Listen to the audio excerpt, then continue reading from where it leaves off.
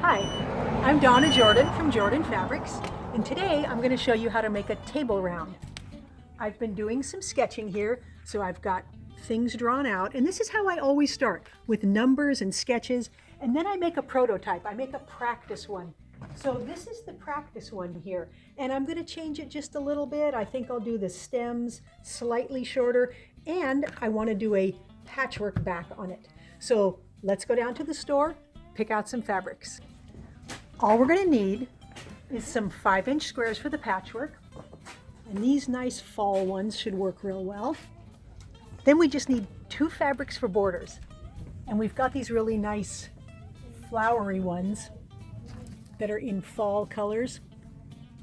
That will look really good. Let's pick out the 4 orange ones that we're going to use for the pumpkins. The dot is nice. Grunge is good. We'll do that one, and we'll do that one. The first step is to cut a little bit off of each of these squares. We're going to cut 3/4 of an inch off of one side, so we're going to have a rectangle that measures 5 by 4 1/4. Now we want to pick out some light fabrics, a light background that's going to go in the corners to make these pumpkin shaped. So let's get the very lightest. That one's good. We're going to need a couple of those squares. We are going to cut these into 1.5 inch squares.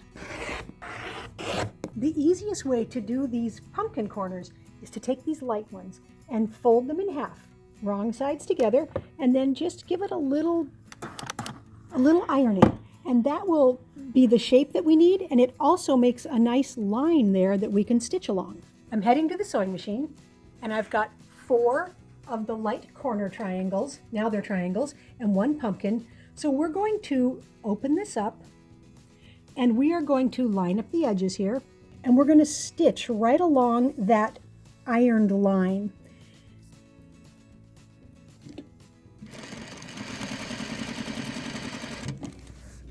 Now we will refold that, and you can see it's going to fit right in the corner there. And we're going to do that with each of these. We're going to put 1 in every corner.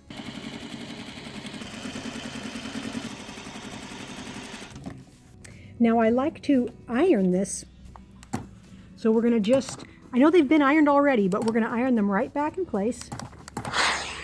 Then I am going to trim off these back 2 layers to reduce the bulk. Now take your other 3 pumpkins and do the exact same procedure.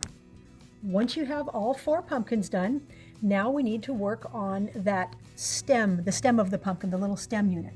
So I think a nice brown, that will make a good stem, and we need to cut that 1 1/4 inches by 1 inch.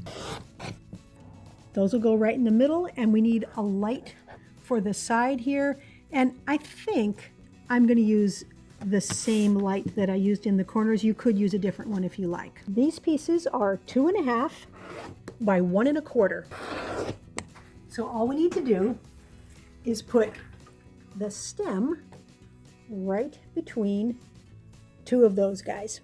You want to use a really careful 1/4 inch when you're working with pieces that are this small, because the smaller the pieces are, the more accurate you need to be. Because if you're off like a 1/16 of an inch on a piece that's this small, it's really going to distort it. So the seam allowance is going to go toward the dark, towards the stem, and the same thing with this piece here. So a careful 1/4 inch seam, and then press that toward the middle. And now this piece here will go right on top of here. So these are exactly the same length. And once you have this sewn on, we will iron it up, and our little pumpkin is done. Now we want to pick out some sashing that's going to go between these pumpkins. So something for between, and then some cornerstones for each corner. So I think I do like this green here. So let's use this for the sashing. And then I'd like a cornerstone that's a little bit darker. So either one of these blacks will work. I like this black because it has a little bit of green in it. Now the sashing gets cut 1.5 inches by 5, and you don't have to remember all these numbers. We're going to have this as a free pattern on our website. Now the cornerstones, those are 1.5 inches square. Now we can lay everything out. So let's put a pumpkin here, and then I think I'll turn that one and turn this one a little more and turn that one that way. That way when we're all done, no matter which way we're facing, everything will look right side up or sideways. I mean, nothing will look like it's all upside down. Now these cornerstones, they're gonna go in between everything here, in every corner. And then all we have to do is put the sashing between all of these pieces. So the sashing is gonna go between and on the outside. So the way to get this all together is just to think of everything as a row. So this up here, that's a row. We will sew all of those together, then we will sew this together. So I'm going to make all the rows, then we'll put all the rows together. So every seam allowance is going to be pressed toward the sashing, and let me show you why.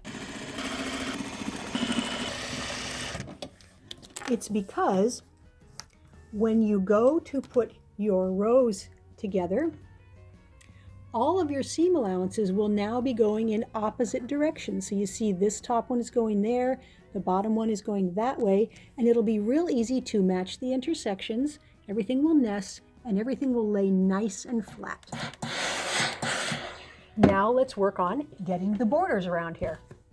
We're going to do a 2-inch border out of this one and then a 4.5-inch border out of this one. Now we're just going to take these borders, we're going to take these shorter ones, which are 12.5 inches long, and you don't have to worry about remembering the sizes. They're all going to be in the free pattern. We're going to sew these ones on the sides, then these longer ones on the top and bottom, then we're going to do the same thing with the green. The top is all done now, but I do like to steam press it really flat before I go to quilt it. Now we're ready to make it round. So here's an easy way to do that. We're going to fold this in quarters. So I've got it folded exactly in quarters.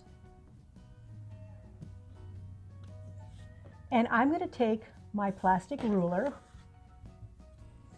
and I'm going to use 11 inches. We're going to make an 11-inch round.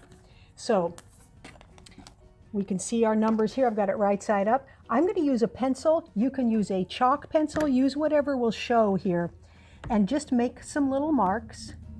And we're going to swivel it around. So I'm keeping this corner over here in the corner of the fold, and I'm just sliding this down. And I'm going to put some little lines, and then we're going to connect the dots, and we will get a nice big circle.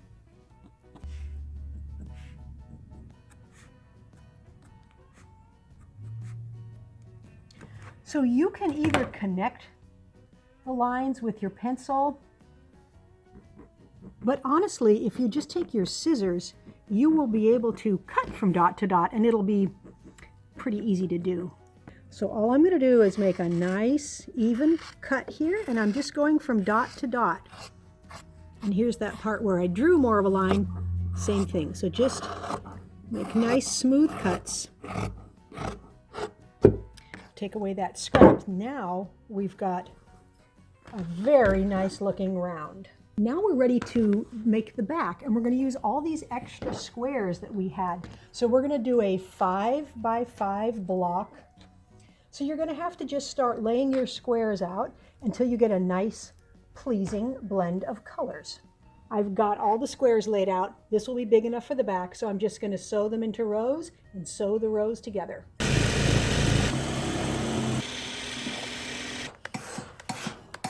You want to make sure that your back is also steam pressed nice and flat before we go on to the next step. Now we're going to take the back, and I'm going to put it onto a piece of batting here. This is the same Hobbs 80-20, 80% cotton, 20% polyester batting I use in my quilts. And I'm going to put the back right side up on it, Then I'm going to take the top and I'm going to put it right side down. Now you have choices right now. We're going to definitely want to center this up, but you can decide if you want this patchwork straight compared to the back patchwork, or I'm going to turn it so that it's at about a 45-degree angle, because this is going to make it easier when I quilt it. So my pumpkins are kind of diagonal compared to the backing. Now trim off the excess batting and backing so that it is even with your top. Now let's pin around the outside here just about every 5 inches or so. Now we're going to stitch our round front to back all the way around, but we need to leave an opening so that we can flip it right side out. So here is where I'm going to leave the opening because I have a big enough stretch that doesn't have any seams in it. So before we stitch it front to back, I'm going to want to stay stitch along here, do a line of stitching so that this won't stretch while we are flipping it.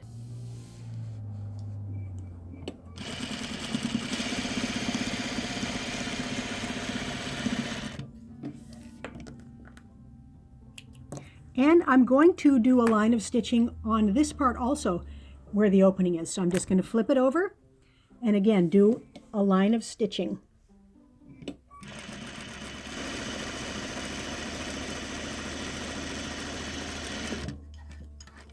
Now we're ready to stitch this front to back. So I'm going to start right about here, right beyond where that seam is, and I'm going to back tack, and I'm going to go all the way around the edge.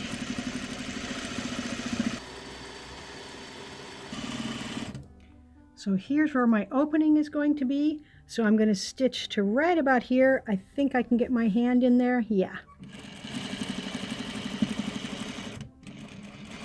And be sure to back tack. Now find that opening, put your hand in the middle, and just turn it right side out.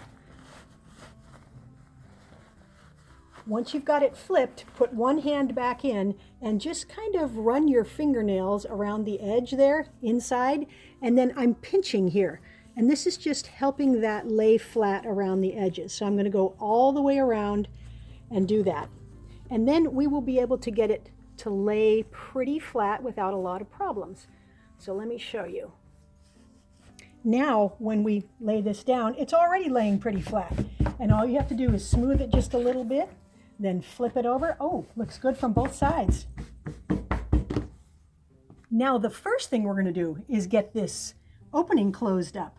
So you can use your stitching to help you kind of finger press it. So we're going to turn that seam allowance in and squish it with our fingers and do the same thing on the back side. Now it won't squish very well because it's got batting, but it does a little bit. So hold some of that in, take the top. So those threads are really helping it not stretch and turn. So get a little bit turned in, put a pin in, and then just keep turning the top and the back in. And I'm kind of holding it like this and stretching a little bit, but because it's stitched, it won't distort. So get it pinned nicely closed. We're going to stitch up the opening and edge stitch all the way around in one continuous line of sewing. The easiest way to do it is from the back side. So I'm going to flip it. We'll take out that first pin. We'll start back here just a little bit, and I'm going to stitch about 1/8 of an inch from the edge, very close, catching both layers here where the opening is, and just sew all the way around. Now we're ready to quilt this. I'm just going to do some very simple quilting in the ditch around the pumpkins. Of course, if you like to free motion or do something fancy, this is a good place to do it. So to stitch in the ditch, that means I'm going to stitch right where that seam is. And so there is kind of a ditch, so you kind of pull it open and then try to stitch right in that line there. Now we like to call it stitching near the ditch. It's really okay if you're not all the way in it. The round is all done. It was surprisingly easy to do. Look how nice that will look on your table. And the back side looks really good too. And there's nice, interesting quilting showing there. Very fun, very fast. Thanks for watching our tutorial today on how to make the pumpkin round. Now, we're having a giveaway. We're giving away the Jelly Roll Drag Race quilt. This one has a lot of fancy quilting and it's all made with jelly roll strips. We have a video if you want to see how to do it. Now it's very easy to enter the giveaways. Just click the link that says giveaway, it's right below the video, and enter your name and your email address, and we can send this anywhere in the world. Good luck. Now if you enjoy our videos and you don't want to miss any of our upcoming tutorials, be sure to subscribe to our YouTube channel. Happy quilting!